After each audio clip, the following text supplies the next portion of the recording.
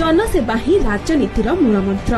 लोकों भल मंद बुझिबा नवीन परी नेता परम धर्म और एकमात्र कर्तव्य।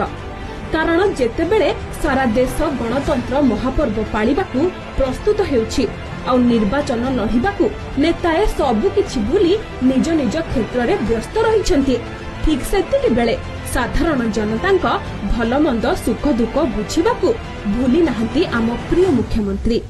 आपन स्कूल रो काम चलिछि आगे आपन शिव मंदिर हो गला मंदिर काम चलिछि आगे मंदिर काम सरी गलानी सरी की प्रतिष्ठा चलानी।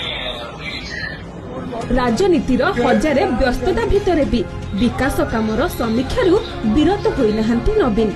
कारण तांको पाई लोकनीति ही श्रेष्ठ नीति। पूर्वरु फोन करी लोकंकु सीधा सड़ख विकास काम पचारुथिले आउ एथर वीडियो कॉल रे कथा होई रूपांतरण कामर अपडेट नेछंती नवीन।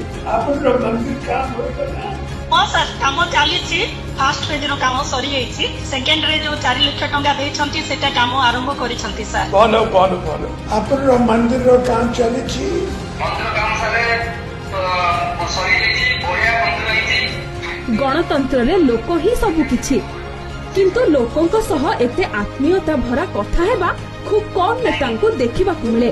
हेले नवीन और तांको नेतृत्व सदा प्रेरणादायी एवं उदाहरण अन्य मानक पाई।